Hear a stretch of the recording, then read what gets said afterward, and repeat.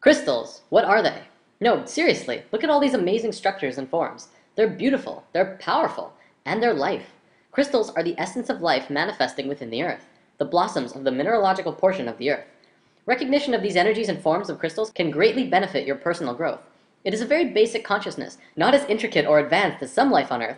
Crystals definitely don't have the thinking capacity of humans, or even the biological reproductive systems of plants, but they are life. And today I'm going to show you how this works.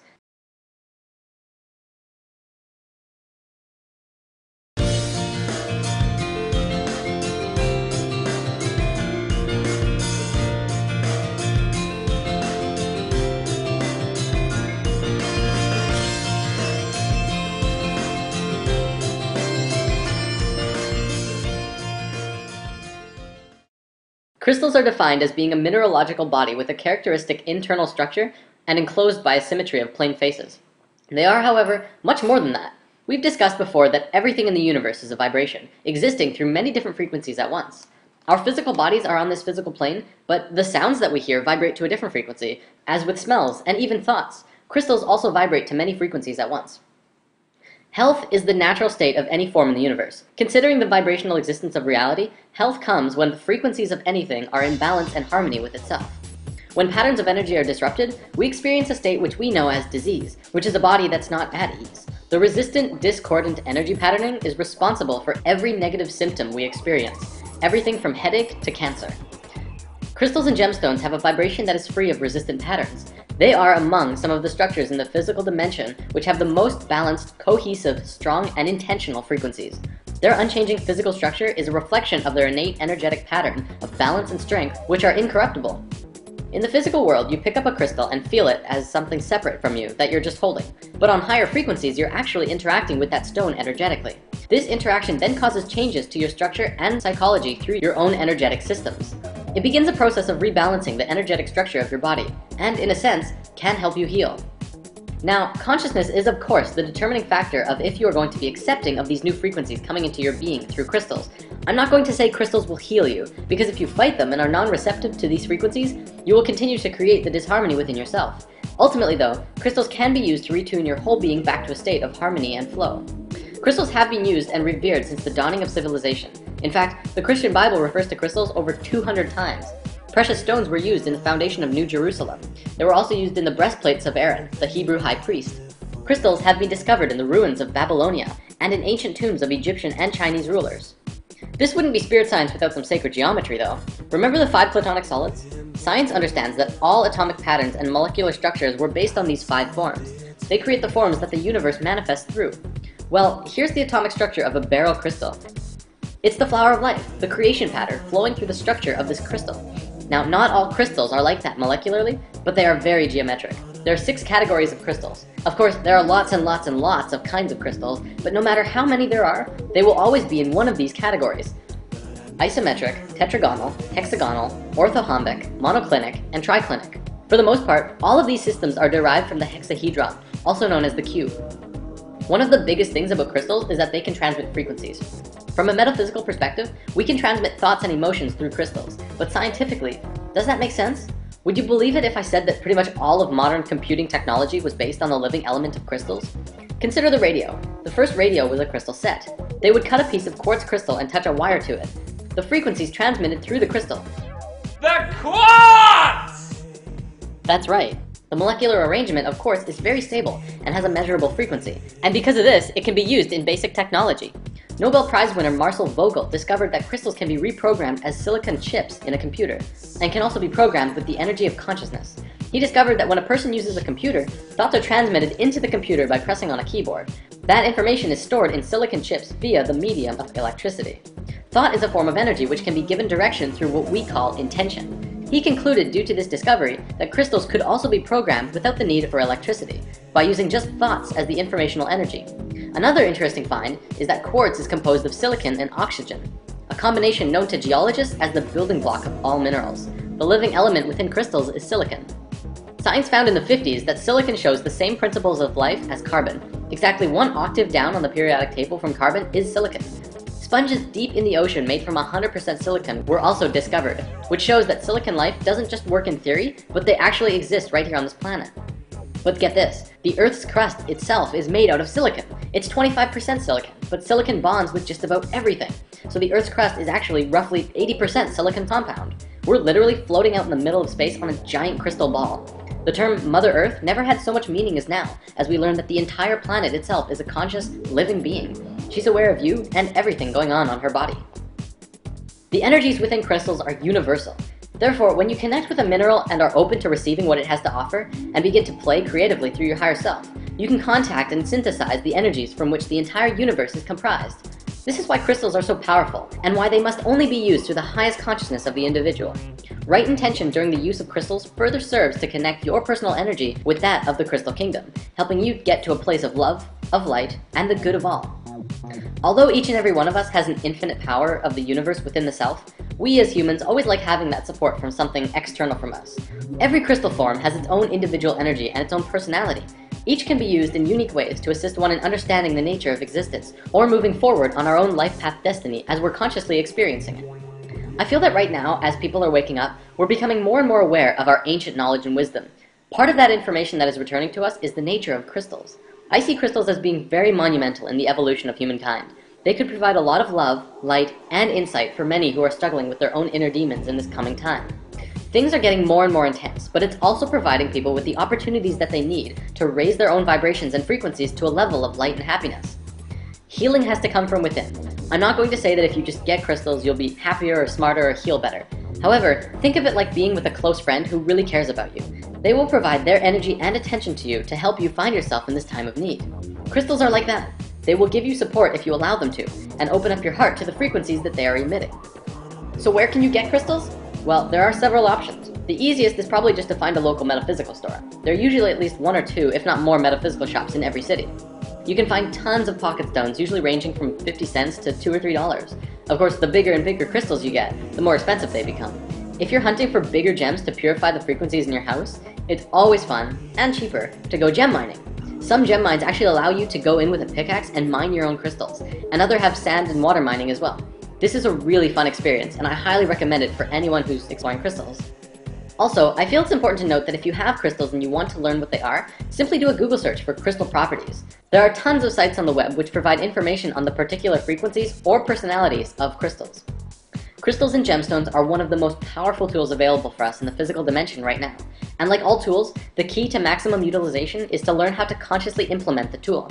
If we consciously recognize that our own electromagnetic fields are impacted by the energetic quality of each crystal and gemstone, we would see that they create an alchemical response within our own bodies and psychology, which would allow us to use them as the powerful tools that they are. We could use them on a daily basis to promote health, awareness, growth, and evolution within ourselves and the multidimensional lives we lead. On my cosmic travels through life, reality, and the universe, I've come across many things. One of the most amazing of these revelations, however, is knowledge about crystals. What they are, we already know. But what can you do with them? Many of you may have crystals already, but without knowing what you can do with them, they just sit on your shelf, influencing your energies from afar. Today, we're going to look at practical uses of crystals in your everyday life. The first thing we need to discuss is how to charge your crystals. Just like us, crystals need sustenance. Well, they won't die if they don't get any, but who doesn't love to be fed? One way of charging your crystals are with bigger crystals. By allowing the smaller crystals to receive energy from the points of the bigger ones, you can also just sit small crystals onto a cluster. However, there is a much easier way.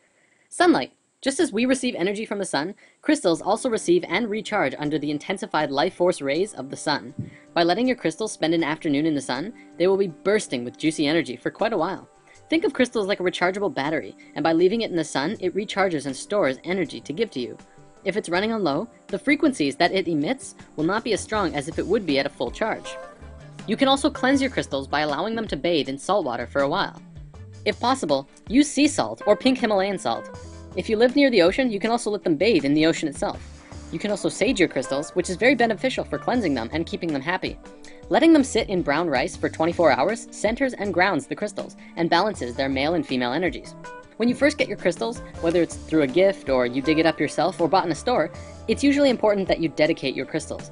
This can be done by holding onto it and consciously intend that the crystal only be used for love, light, and the goodness of all. Your chakra system picks up frequencies throughout your whole body, through high frequencies and low frequencies. Most crystals will give off an energy which will resonate to at least one chakra, if not more. which makes them excellent tools for aligning your energy body. One of the easiest ways of using crystals is carrying pocket stones. Carry a crystal of your choosing in your pocket for any amount of time that feels right. If you need a lot of help in one aspect of your life, you might want to carry a certain crystal around with you up for even a month. Then after that time, look back at the month and see if the description of the crystal matches what you experienced. This is actually how I first got into crystals. A friend of mine gave me a crystal and told me to hang on to it for a month. I didn't really get why, but I did. After a month, I found out what that crystal did, and it had been affecting me in the exact ways of the description. After that, I was hooked, and have been exploring crystals ever since. One thing that I do quite often is actually make what I like to call spirit water. It's really very simple. All you have to do is place a crystal into a glass or bottle of water for an extended amount of time before consuming. Usually it's recommended that you wait 24 hours before drinking the water, but even several hours will yield slight changes in the water, especially if you meditate with the water. You can also leave the water out in the moonlight or sunlight for a day before consuming while the crystals are in the water. If you really want to get creative, try mixing and matching crystals in the water. For one day you could put in an amethyst, and the next you could put in citrine. This actually goes to the phenomenon of water that researcher Masaru Emoto had been studying and researching for a very long time. The phenomenon in which water that had been blessed froze into beautiful crystals, and the water that was projected negatively onto froze into gross or ugly crystals. Now, we have an entire lesson about water coming soon, because I know a lot of people want to discuss that, so in the meantime, we won't be going into this at this time. The reason I bring this up though, is that this does grant you an opportunity to try this for yourself. I highly recommend placing several crystals in water and letting them sit for 24 hours. You can also place a plain glass next to it. If you want to, meditate with the crystal water and project love and health into the water. Then, drink the water and compare the difference yourself. I have done this many times and I can always feel the difference. And from the people I've talked to who have done this as well, most people do. In my experiences, this rejuvenated water is smoother and cleaner than it is when you first pour it. So putting crystals into your drinking water is a very good way of keeping your body hydrated with some living, healthy water. Crystal grids! Many of you may have seen the YouTube video Spirit Quest 10.5. In this video, Jordan demonstrates how to make a crystal grid around your house and what it's used for. A crystal grid is an energetic grid that you can create around your house that fills your house or room with energy by connecting several crystals together through the power of your intention and energies of the crystals. If you happen to have several larger crystals and a wand crystal, you can make a crystal grid around your house or room, or wherever you are. Place the crystal around your room. The crystals do not have to be in a geometric pattern, but if they are, it will only serve to strengthen the grid. Consciously connect all of the crystals together using a wand crystal. You simply have to point the wand at a predetermined master crystal, usually a quartz, or something bigger than the rest. While holding onto the crystal in your mind, then move the wand to point it to the next crystal, and draw a connecting line in your mind. Then continue to make lines between it and the other crystals. You can go between all of the crystals and back to the master, or back to the master for every one, or anything you want really. Let your creativity guide you. You can also program your intention into the master for whatever you want, whether it be abundance or healing or spiritual development, and allow those energies to flow through all of the crystals in the grid. Something I've been playing with for a long time now and have had wonderful experiences with is what I call the bed chakra charge. The day that you charge your crystals in the sunlight, take 7 crystals, 1 for each chakra, and place them either under your bed or in between your mattress and box spring in the order of the chakras, lined up with where your body is while you sleep. You can do a little meditation with them too if you like. Set the intention for them to provide you only with the highest of frequencies for you to explore. Then, go to bed. The first time I did this, as well as pretty much every time after, I would fall asleep and wake up after about 4 hours or so. Except I would be fully charged and wide awake, as if I was an iPod plugged into a socket, and I'd be ready to start the day. None of that lazy, tired morning routine at all. It was phenomenal. Not only that, but I also had amazing dreams when I did that, and I don't always remember my dreams. Again, I'm not saying that this will happen, but that it's a possibility as it's what I experienced, and it would be very interesting to see how others reacted to trying such an experiment. Also, don't feel that you need to place the crystals under your bed. If it's not possible, you could put them in your pillowcase or on your night shelf or something like that. The possibilities are infinite. And of course, we could not talk about crystals without talking about meditation. You can learn so much from crystals by working with them in meditation, and they can also greatly benefit you with finding the peaceful meditation state if you're struggling with it. You can sit in the traditional lotus position with a crystal in each hand, or you can sit with a single crystal in your lap. You can also just place them nearby if you don't want to touch them. And of course, like with the bed chakra charge, you can place crystals on each chakra as you lay down, and allow your body to receive their energies naturally and intimately. What you experience from working with crystals will be up to you to discern, but many report crystals magnifying one's personal energy by merely focusing and connecting it with the universal energies. Crystals can assist in manifestation, but one must understand the difference between want and need. In manifestation, there is a thin line between helping the universe provide that which is necessary and attempting to force the universe to provide that which is desired. Unfulfilled want is one of the true sources of unhappiness. If one wants something desperately enough and is unable to attain it in one lifetime, they might keep drawing themselves into additional lifetimes until that want is fulfilled. However, need is always fulfilled, as long as it's not blocked by want. Although, of course, one might need to work to fulfill that need as well. It will come. Certain crystals, like citrine, are helpful in manifesting abundance into your life. Although in what sense, that is totally up to you. Ultimately, you are the one pulling the experiences of receiving towards you, and as long as you are open to receiving, energy can keep flowing in all aspects of your life. Finally, and this is something I found in one of my favorite crystal books, Love is in the Earth, but I haven't tested it. Supposedly, gasoline mileage has been enhanced by placing a quartz crystal on the carburetor or on the fuel line. Increases of up to 50% have been reported. Mechanical portions of the automobile have also been treated by placing a crystal on or towards the equipment. There has been many reports of crystals that have been placed in automobiles to encourage the protection and safe passage of the drivers and passengers, as well as maintaining the vehicle itself. Whether you're skeptical of crystals or not, you gotta admit there's something absolutely magical about them. And hey, why not just pick up a few just to find out? You won't know until you experience it. And now we're going to look at some crystals that are more commonly used in crystal healing and energy work, so that you know exactly what kind of crystals are best suited for helping you on your path to ascension, as well as the shapes and forms that they come in. Crystal fun fact for the day, almost all crystals grow in hexagons, which we know from sacred geometry is a very pure form that comes out of the flower of life. Supposedly though, there's a very rare crystal that grows in a star tetrahedron or Merkaba form. I've never seen pictures of it, but if anyone out there has information or pictures of such a crystal, I would love to see it, and we could show it to everyone on Spirit Science. Okay, let's start with crystal formations. When a crystal grows on a base called a matrix, it forms what is called a crystal cluster. They generally look something like this and emit a massive amount of positive energy into an environment. They're great for having around your home or workspace.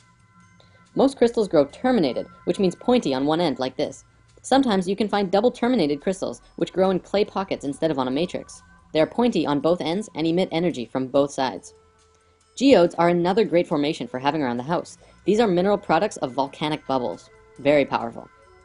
Crystal spheres are crystals that have been contoured into a spherical configuration.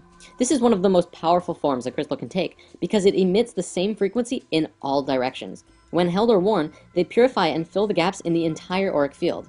If you have a larger one, you can gaze into the crystal to help with the evaluation of a present situation or circumstance. If you've ever wondered where the legends about psychics with crystal balls came from, it actually has some substance behind it. Crystal eggs are similar to spheres, but are in an egg shape. These are great for meditation and used in reflexology, zone therapy, acupuncture, and shiatsu. It contains a harmonic balance of male and female energies. Crystal singing bowls are a crystal that has been fashioned into a bowl. You play it by moving a mallet around the outer edge, and it creates an absolutely beautiful sound. If you haven't ever heard one of these before, you have to hear it in person. The sound resonates through your entire body at so many frequencies at once. It's amazing. Palm crystals are wide, oval-shaped pieces, which are great for meditation. You can get crystal pendulums, which are dowsing tools for following your intuition.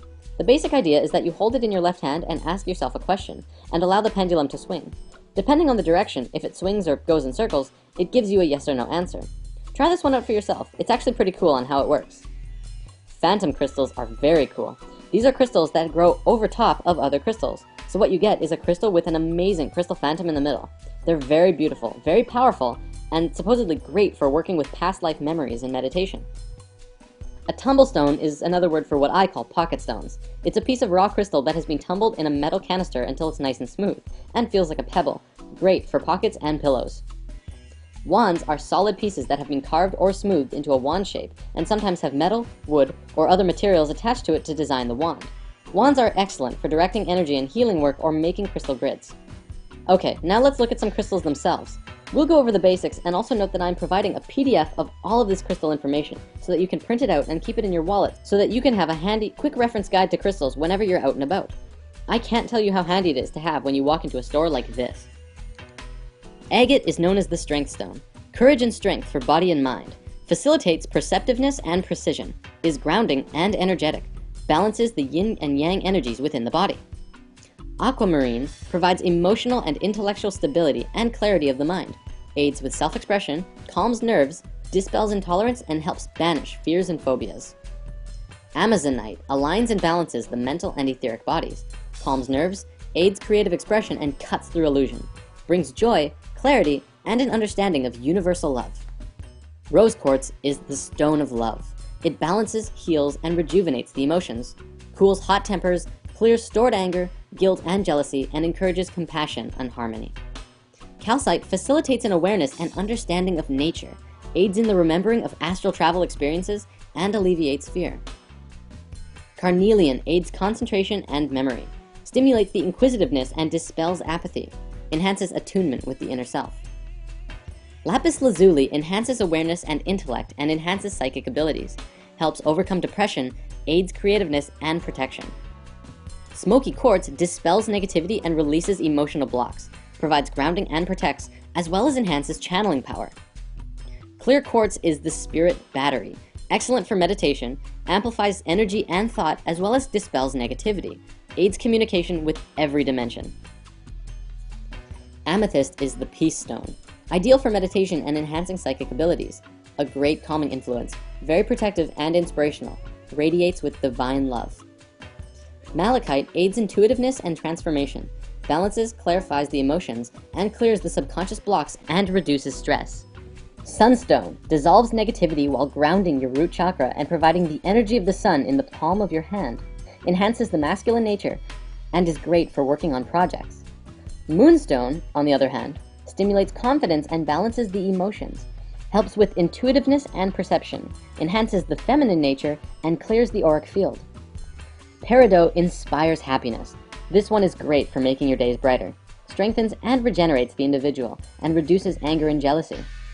Selenite is an excellent stone for pushing further spiritually. It stimulates the third eye and crown chakra and provides clarity of the mind and expands one's awareness of the self and those around you. It is very intense, this crystal. And these giant crystal mines in Mexico are actually selenite. Just remember not to use it in water, as selenite does erode, and you'll be drinking little crystal bits, which probably isn't best for your digestive system. Citrine is the stone of abundance, joyous, warm, and energizing, raises self-esteem, stimulates mental focus, and aids the enlightenment with the higher self, attracts and maintains abundance. Kyanite is a fantastic stone of alignment and strength. It never needs to be cleansed or charged in the sun. It grows in long, fibrous strands, and that's what it does to your energetic body. It strengthens and aligns all of your chakras to each other. Obsidian grounds and protects against negativity, aids in the understanding and clearing of subconscious blocks. Tourmaline is the protection stone, wards off fear and negativity and protects on all levels, enhances inspiration and encourages self-confidence and understanding. Sodalite rationalizes and aids clear thinking, bringing clarity and truth, enhances communication and creative expression. Tiger's Eye brings cheerfulness and optimism, enhances clarity of thought, balances the yin-yang energies, and helps soften stubbornness. Now, what we just looked at were a very basic and simple understanding of all of these crystals. If you really want to dive into each one, there are literally pages and pages of things that you can read about every individual crystal as well. The different properties they have, the energies they hold, the frequencies they emit, and the structure of the crystal themselves, and why it's relevant. There's a lot more that we can go into, and by Googling each one of these crystals yourselves, you can also find tons of more information about these crystals. We're going to start by talking about orgonite, and then we're going to move on to what I call the crystal movement. To discuss orgonite, first we must discuss the basics of orgone energy. Simply put, orgone is energy. In fact, it's another name for the multi-named etheric energy that is everywhere and embodies all things. Reiki energy, prana, biomagnetic energy, chi, soft electrons, and life force energy are all names for the same thing. An orgone matrix or orgonite crystal device is a device that provides assistance with working with these etheric energies. Orgonite both releases orgone energy when stimulated by other forms of energy and has the capacity to change orgone energy from one state to another. It is especially suited for dissolving negative energy in an area and converting it to balanced, healthy energy. This makes it especially useful in a wide range of applications, from alternative health, radionics, and other traditional metaphysics. Where did orgonite come from? Well, in the 1930s and 40s, Dr. Wilhelm Reich was able to detect and measure the existence of etheric energy, which he called orgone, using a modified Geiger counter. He determined that by stacking alternating layers of fiberglass, which is an organic substance, and steel wool, an inorganic substance, you could attract and collect orgone energy of both positive and negative polarities. He called the positive energy POR and the negative energy DOR, which stands for positive orgone and deadly orgone. He began constructing a device that was able to successfully heal his patients of various ailments, including various forms of cancer, by having them sit inside the box for periods of time. In 1986, scientists at the University of Marburg in Germany published the results of a blind study, which showed that 30-minute orgone accumulator treatments caused a consistent psychopsychological effect. They published that their investigations displayed evidence for the assumption that the properties of orgone accumulators and its effect on humans factually exists. Reich's work continued into the 60s by a really open-minded Russian scientist named Dr. Nikolai Kozyrev, among others, who also scientifically proved that such unseen energies do exist all around us. This work led to the Soviet military using torsion field sciences in their military defense applications, which shows that amazing discoveries that can change the world can both be used for the light as well as the dark. In continuing this work, modern science has taken it to whole new levels in trying to figure out the nature of dark matter, zero-point energy, and the vacuum flux, and these are all discussions for another time. In 2000, orgone accumulators came into being when Don and Carol Croft discovered through much research that mixing organic fiberglass resin and metal chips poured into small molds like paper cups and muffin pans would produce a substance which would attract etheric energy. Then, by putting crystals into the mix, you get something even more amazing. Carol Croft, who was incredibly gifted in sensing etheric energies, found that adding a quartz crystal to the orgonite would cause the orgonite to not just attract all kinds of energy, but rebalance and transmute all of the negative energy into positive. As we learned in Crystals 1, this is because the molecular structure of quartz is incredibly stable and harmonically aligned with the geometry of the universe. Organic substances attract and hold a scalar charge, while metallic substances tend to repel it. Basically, orgonite pulls in bioenergy, and while energy is inside the device, metal particles and organic resin both push and pull on it in all directions at the same time. This puts friction on the energy, where the crystal will begin to create order from chaos by aligning the structure of the energy into a more positively aligned pattern. Crystals and gems all have their uses that we've looked at, and orgonite does too. Orgonite is good for putting in an area that is needing a transmutation of a lot of negative energy into positive energy, and depending on what that situation is, you may need lots or very little. There's actually one final thing I'd like to bring up about orgonite, which is actually called tower busting. It has been widely experienced that the widespread use of cell phone towers create a thick blanket of DOR, or negative orgone energy, around the areas between them. This saturates our homes and communities with negative energies that promote drought, negativity, fear, and so on. I'm not saying that the towers are causing the negativity of the world, but perhaps just stimulating or intensifying it. However, it has been experienced that this can be remedied by placing or burying orgonite at the base of a cell phone tower.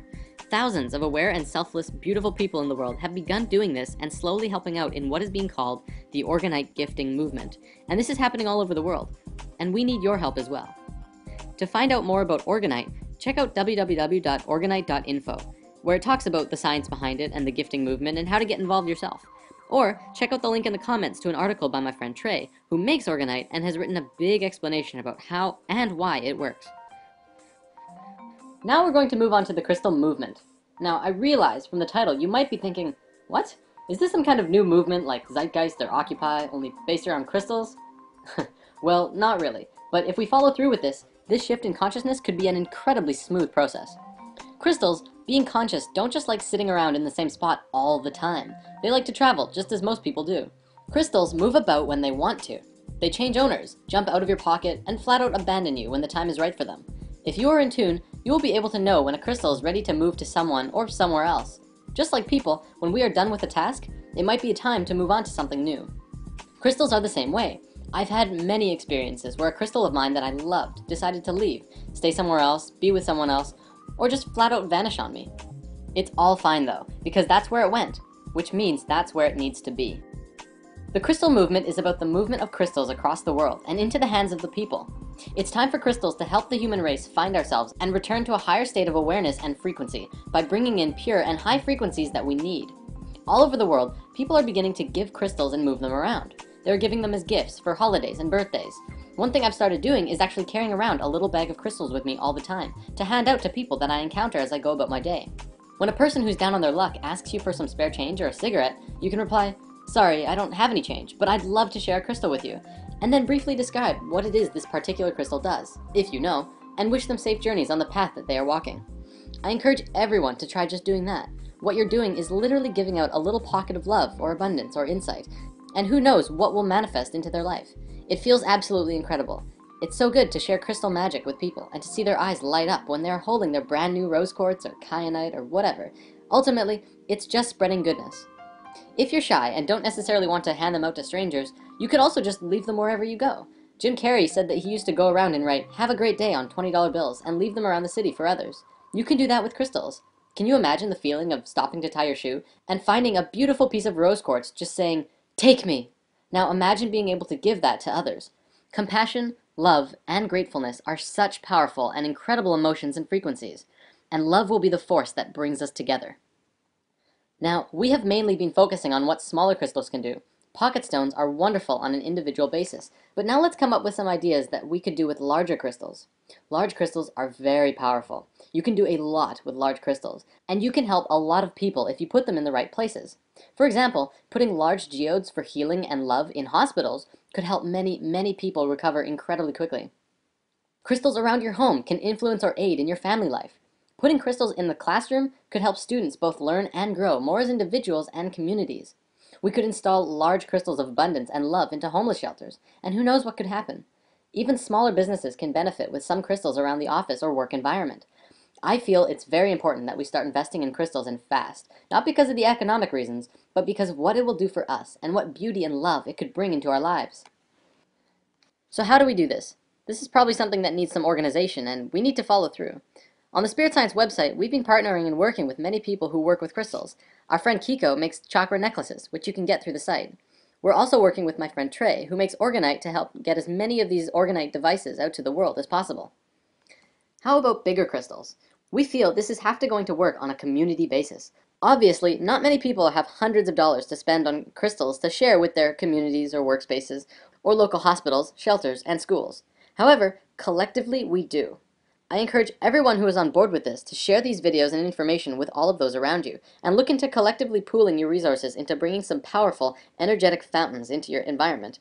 Not only will this bring in a lot of good energy, but it will also create a lot of love connections between the individuals who are sharing the experience of getting crystals together.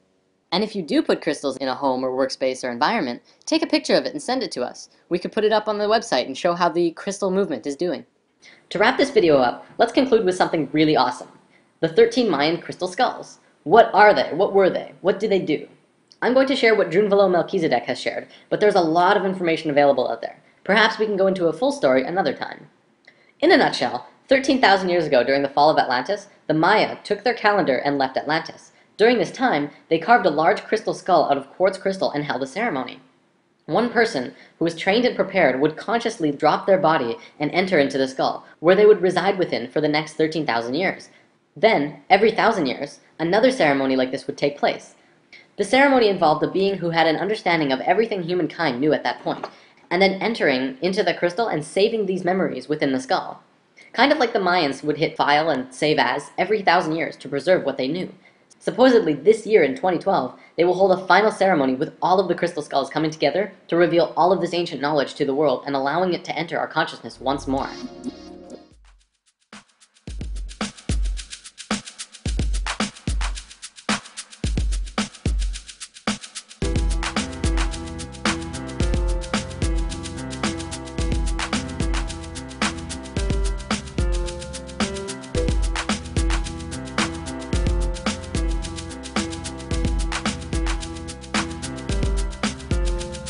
The sunrise is so bright, a good time to open up your eyes. The warm kiss of the rain